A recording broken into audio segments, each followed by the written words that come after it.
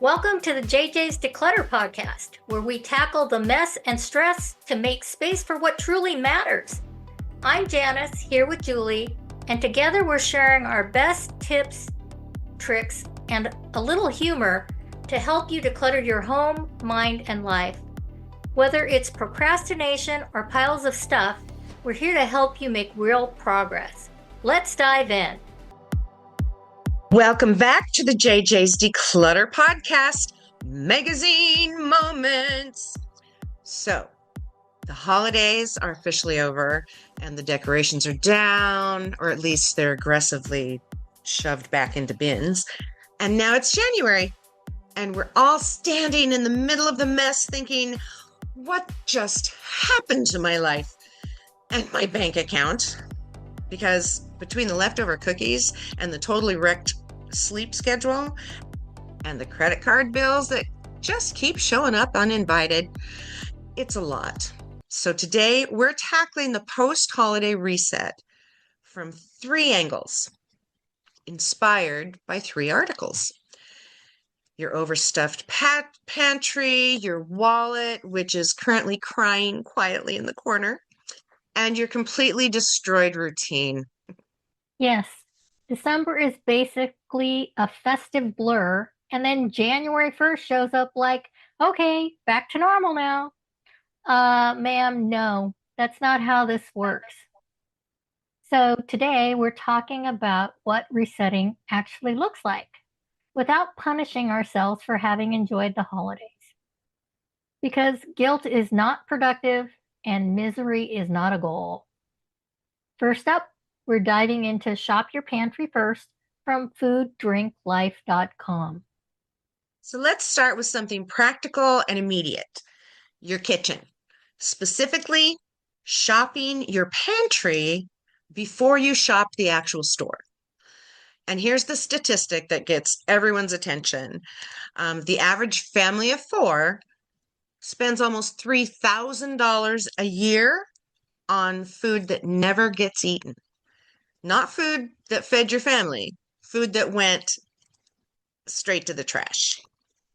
$3,000. That's a vacation. That's rent or mortgage payments. That's not garbage. And I love this concept because it's decluttering and money saving at the same time, which is exactly the energy we need in January when everyone's broke and overwhelmed. Exactly. So the idea is simple. Before you make a grocery list, audit what you already have. And I mean a real audit. Pull things forward, check expiration dates, see what's been hiding in the back of the cabinet since 2019. Here's the mindset shift. Instead of picking a recipe and buying the ingredients, you're going to look at what you already own and build meals around that. A grain plus a protein plus a veggie plus a sauce equals dinner. No fancy recipe required. Right. Like if you got rice, black beans, frozen corn, and salsa, congratulations. That's a burrito bowl. Pinterest is optional. And another tip is if you Google recipes that have the ingredients that you have, it can usually come up with something that will use those ingredients. That's just a little side tip. And this is usually when people discover they own 6 cans of chickpeas with zero memory of purchasing even one of them. That's accurate.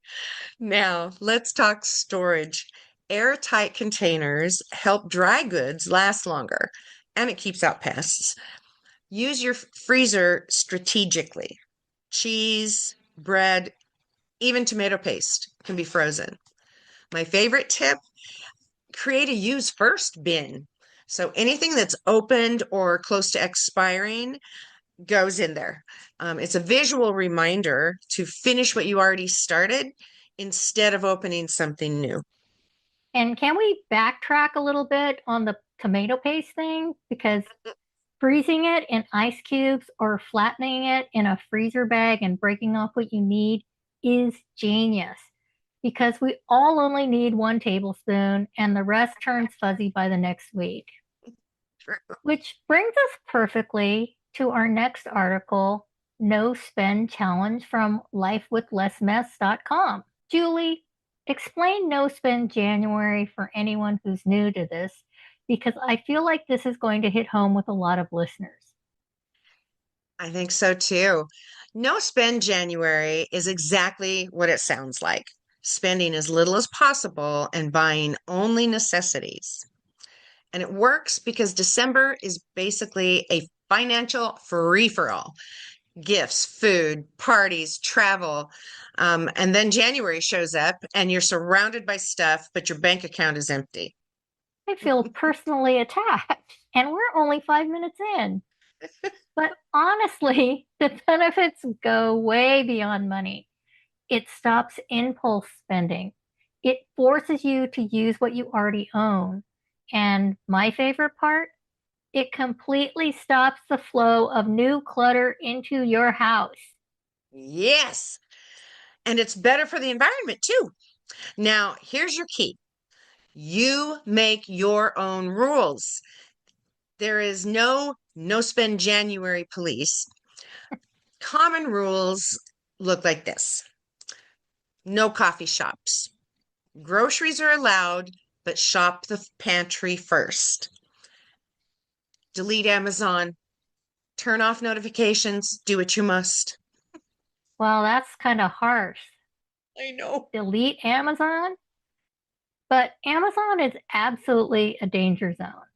Um, what about clothes and eating out? No clothes. I promise there will not be clothing emergency in January. And you want to know how I know? I wear clothes. You're dining out. You decide. Some people cut it out entirely. Some set a small budget. The goal is intentional spending, not mindless drive-through decisions because you're tired and you want the toy in the McDonald's Happy Meal. And gifts, because January birthdays are still a thing. But it's the December birthdays that are most important. And you want to know how I know? Because my birthday's in December. That's how I know they're important. But birthday spending is absolutely allowed when necessary. The point isn't deprivation, it's awareness. Okay, joking aside, let's talk about how to actually succeed at this. Avoid temptation. Don't wander Target for fun. Oh, Keep a keep a wish list instead of impulse buying.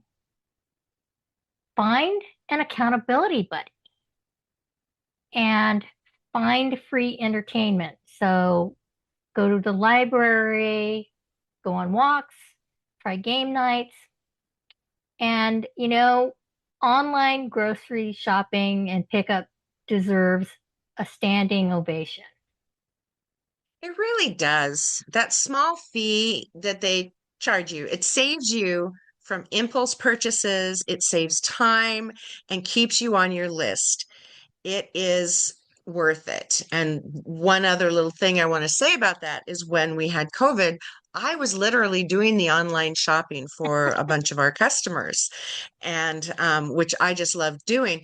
But the feedback I got was that they really saved a lot of money by Yeah. intentionally ordering what they knew they would O- use. Only on what's on your list. Yep. Yep. Okay, what about people who stock up in December before no spend January? That's not the point. Plan ahead for known expenses, yes, but panic buying 6 months of snacks, no.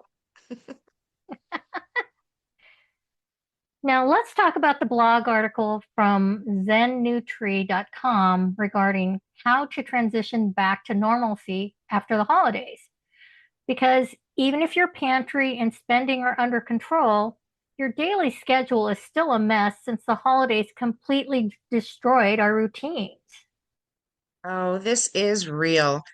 And a study in the Journal of Behavioral Medicine found that people who follow a structured post-holiday reset plan adjust 40% faster and report significantly less stress during their transition back to normalcy.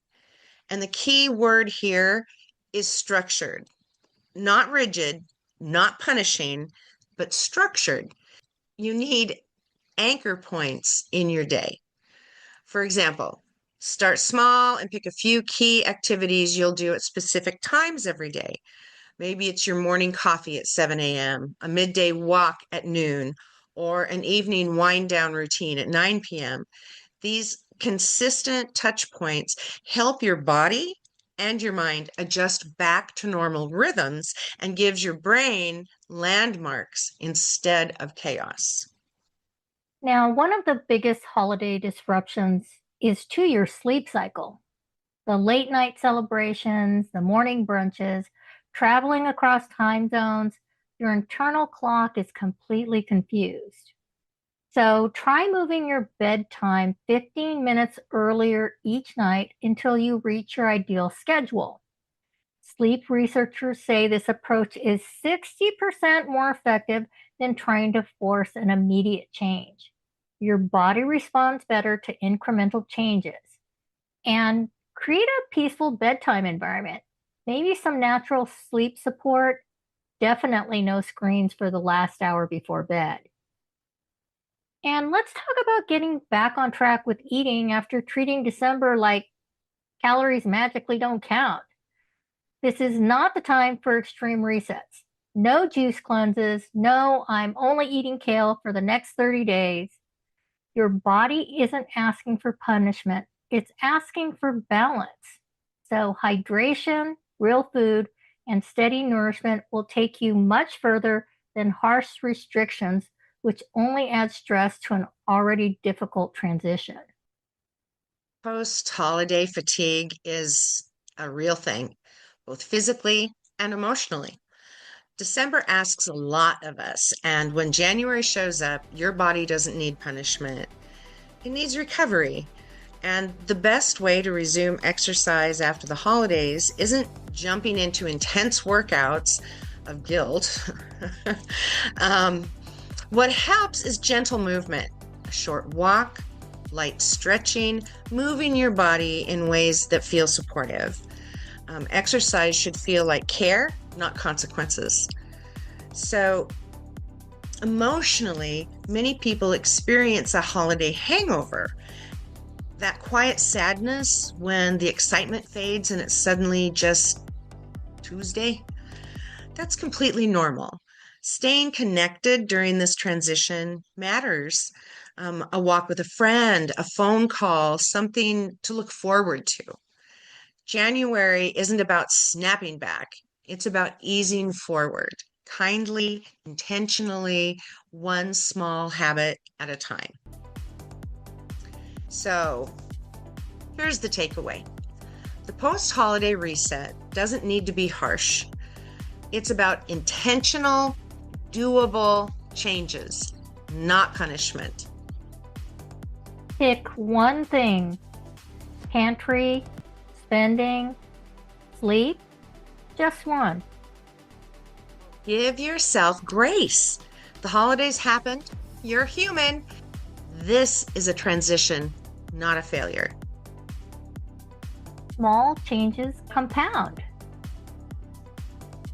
So with that being said, until next time, our friends, Keep it simple. keep it intentional. And as And always, as always, keep decluttering. decluttering. Oh, that's too funny. All right. Don't forget to like, share, subscribe, and leave us a review. We'll see you next week. Bye. Thanks for joining us on the JJ's Declutter Podcast. If you're ready to keep simplifying, follow us for more tips and join our Facebook community to share your wins and challenges. Subscribe here because it's always more fun to declutter with friends. And thanks in advance for leaving us a review.